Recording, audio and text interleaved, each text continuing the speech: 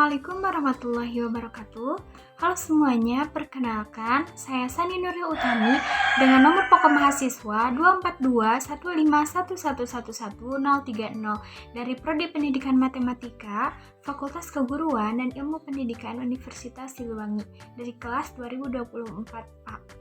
Nah, video kali ini saya akan menyampaikan tentang pandangan saya terhadap seorang guru dengan mata kuliah profesi pendidikan. Saya ingin menyampaikan sebuah pandangan mengenai peran penting seorang guru khususnya di dunia pendidikan dalam menghadapi tantangan saat ini. Guru bukan hanya sebagai seseorang yang mentransfer ilmu, tetapi juga sebagai pendidik karakter. Lalu bagaimana jika seorang siswa melawan terhadap gurunya? Mari kita refleksikan bersama sebuah kasus nyata yang terjadi di SMK Negeri 3 Yogyakarta. Inilah aksi siswa SMK Negeri 3 Yogyakarta yang mendorong gurunya Sujianto. Diwarnai sorak-sorai siswa lain, aksinya seolah mendapat dukungan dari teman sekelasnya. Bahkan pertarungan guru versus murid dalam video berdurasi 29 detik ini tak ada yang melerai. Aksi dilakukan karena si murid menolak ponselnya disita saat ujian harian teknik kendaraan ringan. Bahkan, ia mengambil dan menyita laptop sang guru agar ponselnya dikembalikan. Beruntung dengan sabar sang guru Sujianto tak terpancing amarah. Dia mulai HP-nan terus gitu loh, ya. HP-nan terus tak minta gitu loh, tak minta gitu. Yang lain kan udah diem kan, HP dikumpulkan gitu. Nah, dia itu malah masih HP lagi, itu tak ambil gitu. Terus dengan cara apa mintanya? Mintanya enggak dorong itu, siswanya dorong itu karena minta HP-nya dia, gitu sih mengembalikan gitu loh. Nah, setelah duduk, dia udah duduk, udah tak kembalikan. Tas saya dikembalikan, itu kan saya kan HP laptop saya kan di tas itu, saya khawatir kalau tidak saya kembalikan dibanting, saya kan tekor banyak. Tak berselang lama, video yang direkam seorang siswa tersebut viral. Menyadari kesalahannya, ia datang ke ruang kepala sekolah di antara orang tuanya dan langsung meminta maaf pada sang guru dan kepala sekolah. Saya bersama Marisan Putro menyesal telah melakukan ini dan ingin tidak akan mengulanginya lagi. Kita minta maaf ya Pak. Iya Pak, siap Pak. Nama Pak Suci. Oke. Maaf ya Pak. Iya. Oke, jadi perlu. Coba. Ya. Ora dibaleni pinggir janji loh. Siap Pak. Janji nggak belum baleni loh. Pak. Ya. Mas biasa melakukan itu dengan guru lainnya? Oh enggak Pak. Ya kan saya juga kalau kayak gitu kan lihat-lihat gurunya Pak. Kalau kan nggak semua guru maksudnya sama muridnya enakan, maksudnya kadang ada yang galak, ada yang sama muridnya kayak teman sendiri gitu loh Pak. Meski telah meminta maaf, sanksi disiplin akan dijatuhkan pada si murid dan temannya yang merekam aksi ini. Melanggar etika juga ada poin pelanggarannya. Sehingga nanti kita lihat di poin pelanggaran itu seperti apa. Kalau sudah poin pelanggaran sudah sampai maksimal, sudah dilakukan komunikasi dan pembinaan. Tidak ada unsur kekerasan baik oleh guru ataupun siswa tersebut sehingga sekolah memutuskan untuk tidak melapor ke polisi. Andres Pamungkas melaporkan untuk NET. Kasus ini membuka mata kita, membuka pandangan kita terhadap tantangan besar yang dialami oleh guru saat ini. Dalam posisi mereka tidak hanya harus menegakkan hukum, tetapi juga mereka mendapatkan tekanan baik itu dari siswa, lingkungan, bahkan orang tua. Sementara di sisi lain, siswa belum dapat memahami artinya disiplin dan juga tanggung jawab mereka dalam proses pembelajaran. Guru merupakan dua figur penting, yaitu sebagai pendidik dan juga sebagai suri tauladan.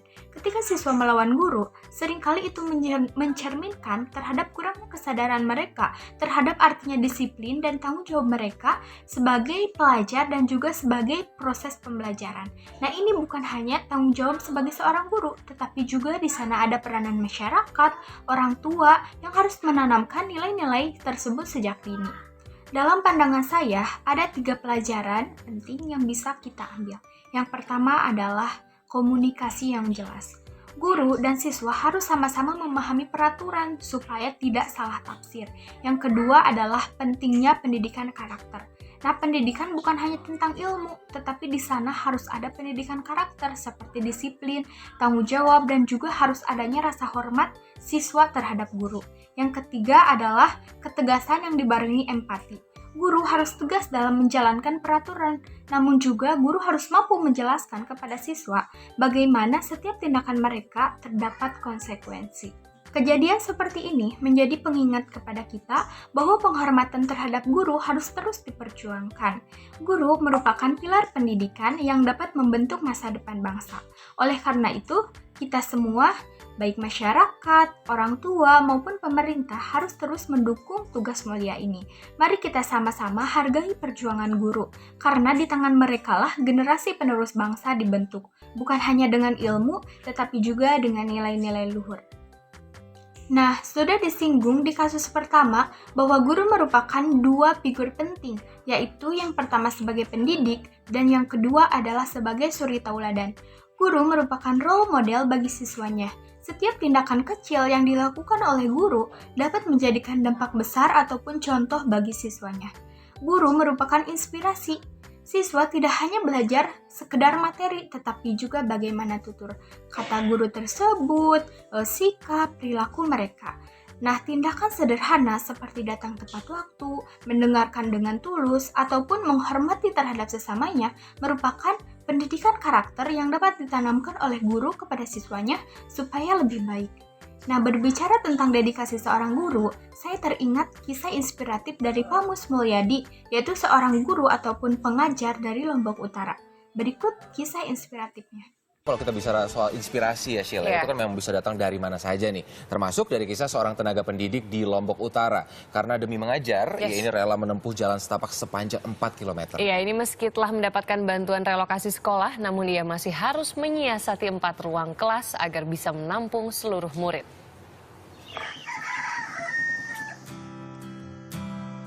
Fajar menyingsing di Dusun Semokan Ruak, Desa Sukadana, Kecamatan Bayan, Lombok Utara, Nusa Tenggara Barat.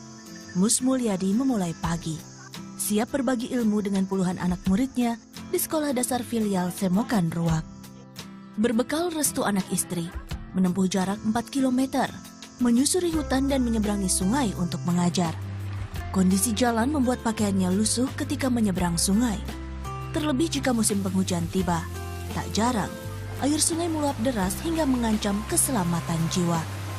Kalau musim hujan ini sampai sana, sampai jalan naik itu, terus airnya naik. Kita tidak bisa seberang sini. Akhirnya kita pusing balik lagi, pulang lagi. Mus Mulyadi adalah satu dari 4 orang guru di satu-satunya sekolah di desa ini.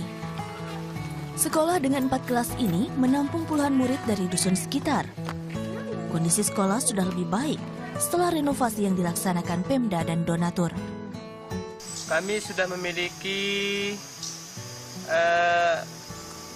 murid dari kelas 1 sampai dengan kelas 3. Yang satu ruang kelas bambu itu kami seket menjadi 2. Dan di sanalah proses belajar mengajar kami jalankan dengan sistem muridnya kami bergiliran untuk masuk. Adik-adik udah hafal belum? Perkalian 1 sampai dengan... Bangunan permanen sekolah hanya mencakup kelas 1 sampai kelas 4. Butuh ruang kelas baru untuk menampung murid kelas 5 dan 6 pada masuknya tahun ajaran baru nanti. Beberapa ruang kelas bahkan sudah disekat triplek untuk ruang perpustakaan. Sebenarnya masih banyak juga kekurangan-kekurangan kami yang ada di SD Filial Semokan Ruak ini. Termasuk ruang perpustakaan kami belum ada. Sementara fasilitasnya juga sudah ada.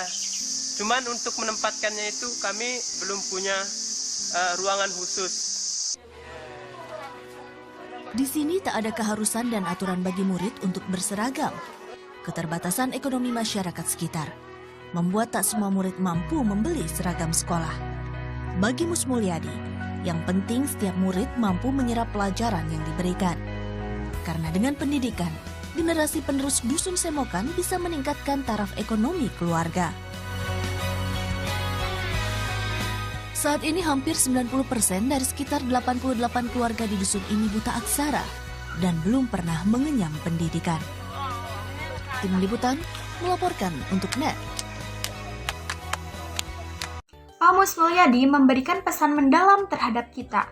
Menjadi seorang guru, kita tidak hanya menyampaikan ilmu, tetapi juga memberikan inspirasi, harapan bagi mereka. Menjadi seorang guru, kita tidak perlu untuk menerjang sungai, menembus hutan seperti Pak Mus Mulyadi, tetapi dari beliau kita belajar bahwa dedikasi, ketulusan, keikhlasan, bahkan tindakan kecil dapat memberikan dampak besar bagi mereka. Terkadang hal-hal sederhana seperti memberikan senyuman, mendengarkan cerita mereka, ataupun menginspirasi bagi mereka merupakan titik awal ataupun perubahan yang besar terhadap hidup mereka. Semoga kisah ini menjadi inspirasi bagi kita semua ataupun para pendidik untuk menjadi suri tauladan. Karena guru bukan hanya profesi, tetapi juga panggilan hati. Mari kita mulai dengan diri sendiri untuk melakukan tindakan kecil yang penuh makna. Semoga video ini bermanfaat untuk kita semua. Sekian, wassalamualaikum warahmatullahi wabarakatuh.